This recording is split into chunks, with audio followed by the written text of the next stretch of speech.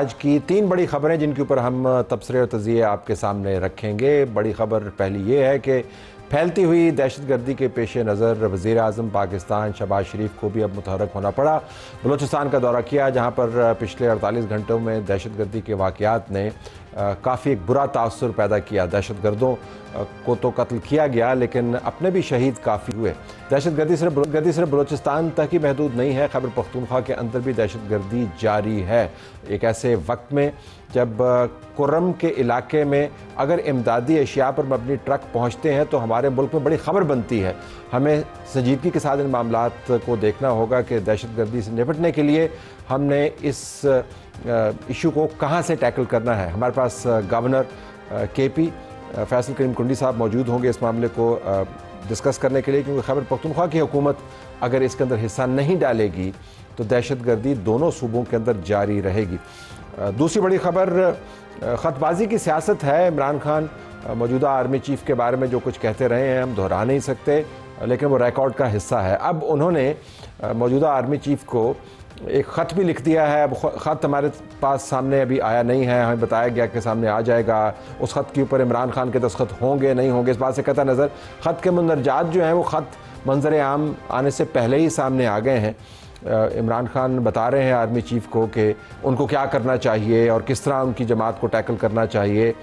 इस ख़त के हवाले से हम बात करेंगे ऐन ऐसे वक्त में जब इमरान खान की हमशीरा कह रही हैं कि हमने सड़कों पर दोबारा आना है और इमरान खान की जमात खैबर पख्तूनख्वा के अंदर सवाबी में एक बड़ा जलसा मुनक्कद करने वाली है 8 तारीख को। इस पर भी हम तजिया करेंगे। इस्लामाबाद की हाई कोर्ट तो है पुरानी, लेकिन इसके अंदर नए जज साहिबान आ गए हैं, जिसके ऊपर वकला की जुज़वी हड़ताल जारी रही, लेकिन 3 ट्रांसफ़र शुदा जज साहिबान को बेंच एलोकेट हो गए।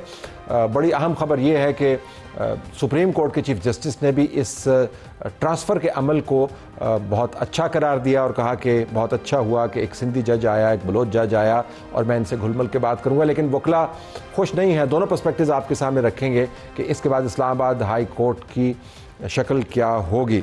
तो हम इन तीनों स्टोरीज़ में से सबसे पहले ख़तबाजी की सियासत के ऊपर जाते हैं। पहले हम आपको यासिर हकीम साहब से बात करने से पहले सुनवाते हैं कि ख़त तो इमरान खान ने लिखा, लेकिन बैरिस्टर गौहर इसके ऊपर क्या बात कर रहे हैं और अलीमा खान क्या कह रही हैं उसी निज़ाम के बारे में जिसके हर हिस्से को इमरान खान अपनी तरफ से ख़त लिख रहे हैं। खान साहब ने जो लेटर लिखा है वो यही कह रहे हैं, मैं कोई चीज़ें फ़ौज के सालार के सामने में याद दहानी कराना चाहता हूँ कि कुछ वजूहात ऐसे हैं जिसकी वजह से इस्टेब्लिशमेंट और आवाम के दरमियान खलीज बढ़ रहा है। ये किसी सूरत नहीं होना चाहिए। जिस तरीके से फ्रॉड इलेक्शन का हुआ और अल्फाज आपके सामने खान साहब ने यही बयान किए कि इन चीज़ों की वजह से सारा नज़ला फ़ौज पे गिर रहा है। इसलिए जो पॉलिसी रीजंस है उस पर थोड़ी सी गौर करनी चाहिए कि ये चीज़ें ना हो जो ये खलीज का सबब बनता है। इमरान खान ने आज कहा है उन्होंने आपका वोट चोरी किया। उस असेंबली में जो इस वक्त बैठे में उनको इन्होंने इस्तेमाल किया, उससे आपके सुप्रीम कोर्ट पे इन्होंने कब्जा कर लिया। आज उनकी जो आखिरी बात उन्होंने कही है कि पाकिस्तान की आज़ादी का फैसला जो इंसाफ का इनकलाब है वो सड़कों पे होगा। यासिर हकीमी साहब से बात करते हैं, नुमाइंदा समा न्यूज़। यासिर साहब ज़रा ये बताइएगा कि ये ख़त जो है ये लिखा कैसे जाता है? मतलब ये कि इमरान खान डिक्टेट करवाते हैं।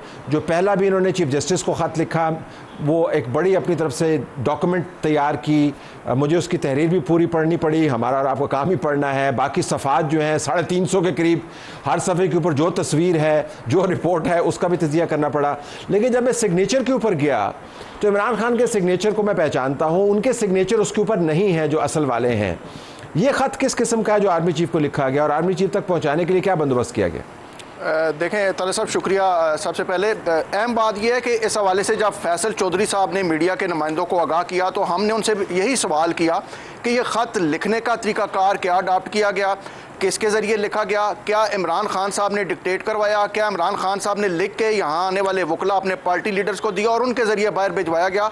लेकिन इसका उन्होंने कोई जवाब नहीं दिया। जब हमने उनसे ये पूछा कि इस ख़त को भेजने के लिए क्या तरीक़ाकार इख्तियार किया गया, क्या किसी पार्टी लीडर, किसी साबिक रिटायर्ड ऑफिसर के ज़रिए आर्मी चीफ़ को भिजवाया गया या उन्हें बाई पोस्ट भेजा गया, इस बात की वजाहत कर दे ताकि ये सारी सूरत हाल जो आज आपके जानिब से आने वाले बयान के बाद पैदा हो रही है वो क्लियर हो सके। तो उन्होंने कहा कि ये गैर ज़रूरी सवाल सवालात हैं जो आप कर रहे हैं। अहम बात यही है कि यह ख़त जो है वो आर्मी चीफ को साबिक वज़ीर आज़म ने बतौर मुल्क की सबसे बड़ी पार्टी के लीडर के भिजवाया, और उसमें उनकी कोशिश यही है कि मुल्क में जो कुछ हो रहा है इन पॉलिसीज़ को रोका जाए, इन पॉलिसीज़ को तब्दील किया जाए जो 3-3.5 साल से जारी है। अच्छा यासिर, मैं इसके सब्सटेंस पे आने से पहले ज़रा आपने जो नुकता उठाया और साफ़ी ने जो सवाल पूछा उसी प्रोसीजर पर रहता हूँ।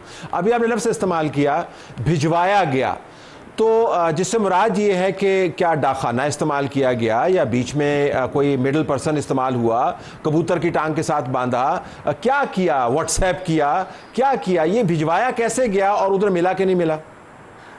देखिए तले साहब, अभी तक मिलने की तो कोई तस्दीक नहीं है, लेकिन यहाँ से भिजवाने की भी कोई तस्दीक नहीं है, सवाए इसके कि बैरिस्टर गौर खान, फैसल फरीद चौधरी और अलीमा खान ने इस बात का ऐलान किया कि इमरान खान की जानिब से एक ख़त जो है वो आर्मी चीफ को भिजवाया गया है, लेकिन इसको भिजवाने के तरीक़ाकार की वजाहत किसी भी जगह सामने नहीं आ सकी। जिस भी पार्टी लीडर से बशमूल बानी चेयरमैन PTI की बहन से हमने ये जानने की कोशिश की, लेकिन उन्होंने इसका जवाब देकर हमें झिटकते हुए अपनी जान छुड़ाई और मौका से गायब हो गए। तो कोई भी वाज़ेह चीज़ अभी तक मौजूद नहीं है, ना मिलने की कोई तस्दीक है और ना यहाँ से जाने की। लेकिन ये तीनों पार्टी रहनुमाओं बशमूल अलीमा खान, उन्होंने ये इस बात का बमांगे दोहल ये कहा है कि यह ख़त यहाँ से जा चुका है, लेकिन कब गया है इसका भी कोई वक्त मुकर्रर नहीं किया गया, ना उसका ऐलान किया गया, ना मीडिया के नुमाइंदों को बताया गया।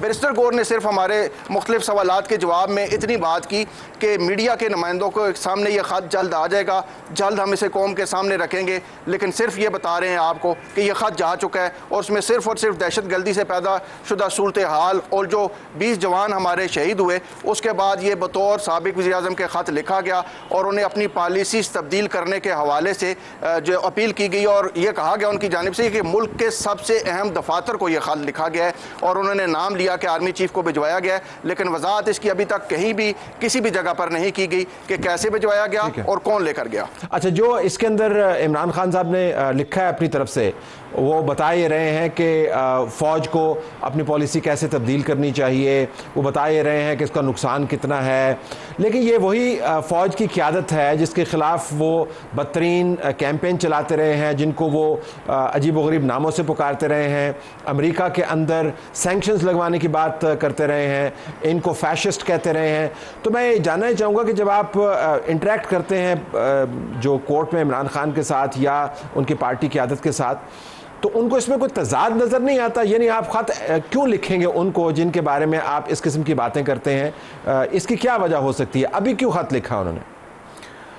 तले साहब, ख़त लिखने की वजह नहीं है, लेकिन एक बात जो हमने इनके रहनुमाओं से पूछी कि क्या ये पॉलिसी शिफ्ट नहीं है PTI की जो पॉलिसी थी उसमें कि पहले आप कहते थे कि हम वहाँ पे बात करेंगे, लेकिन आपने बात का आगाज़ जो है वो हुकूमत के साथ किया, लेकिन उसके बाद अचानक आपकी एक मुलाकात सामने आ गई, फिर आप कहते थे कि हम उनसे भी बात नहीं कर रहे, अब आप ये कह रहे हैं कि हमारी एक के बाद दूसरी मुलाकात नहीं हुई, तो ये पॉलिसी शिफ्ट नहीं लग रहा आपको? तो वो कहते हैं पॉलिसी शिफ्ट नहीं है, हम सिर्फ और सिर्फ चूँकि हम पाकिस्तानी हैं, इस मुल्क में रहते हैं और मुल्क के बेहतर मुस्तकबिल की खातर उन्हें ये बता रहे हैं कि जो कुछ हो रहा है ये गलत हो रहा है, जितने नए कवानीन लाए जा रहे हैं मुल्क में, ये जो दहशत गर्दी की लहर बढ़ रही है, मुल्क में मईशत जो है वो दिन ब दिन गिरती जा रही है और मईशत इस वक्त मुल्क की घुटनों पर है और मुल्क का कोई मुस्तकबिल नज़र नहीं आ रहा। तो इसलिए हम चाहते हैं कि हम उनको बताएं कि ये जो कुछ हो रहा है ये मुल्क के लिए नुकसानदेह हो रहा है, इसलिए हमने बतौर पाकिस्तानी और मुहिब वतन होने के नाते ये ख़त भिजवाया है। अब ये इत्तफाक है या क्या है, हम खामखा का एक जाविया नहीं इसको देना चाहते, लेकिन I find it very interesting कि इमरान के ख़त के 6 नुकात हैं और मुजीबुर रहमान के भी 6 ही पॉइंट थे। मतलब इमरान खान के ख़त के 14 नुकात भी हो सकते थे कायद आज़म के 14 नुकात की तरह, लेकिन इमरान खान ने 6 नुकात पर अपनी जो है ख़त, और 6 नुकात ही मशहूर हैं। ये जो नुकात हैं, आपके ख्याल में इसका असर इस्टेब्लिशमेंट पर पड़ेगा या वो एक मीडिया के अंदर एक कैंपेन चला के बताना चाहते हैं जी कि मैं कितना रीज़नेबल हूँ, मैं अभी भी आपके साथ लिखत पढ़त के ज़रिए बात कर रहा हूँ, तो आप हमें डंडा न मारें?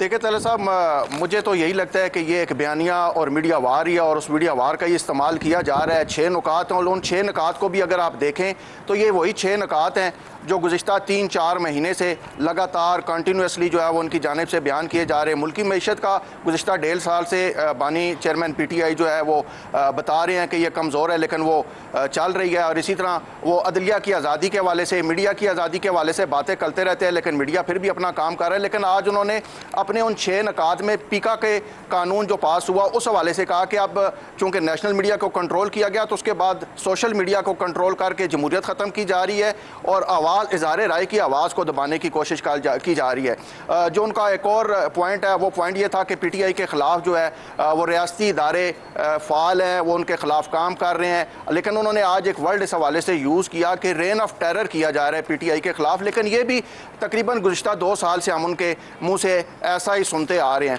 एक जो नया पॉइंट उनका आया वो सिर्फ़ और सिर्फ 26वीं तरमीम के हवाले से था, 26वीं तरमीम के हवाले से था और है, और वो 26वीं तरमीम के हवाले से ये कहते हैं कि ये सिर्फ़ और सिर्फ नए जजेस जो अभी high court Islamabad high court में लाए गए और अगले चंद दिनों में सुप्रीम कोर्ट में लाए जाने हैं, इनके ज़रिए मेरे मुकदमात की अपीलें जो हैं उनको अपनी मर्जी के फैसले हासिल करने के लिए लाया गया। और इसके साथ साथ ये कोशिश की जा रही है कि फ्रॉड इलेक्शन जो है वो ना खोले और इसका तमाम का तमाम नज़ला सिर्फ एक इदारे पर गिरे। जो मामला उठाए बड़े अपडेटेड मामला हैं, ऐसे नहीं है कि 3-4 दिन पहले के मामला हैं, अपडेटेड मामला हैं।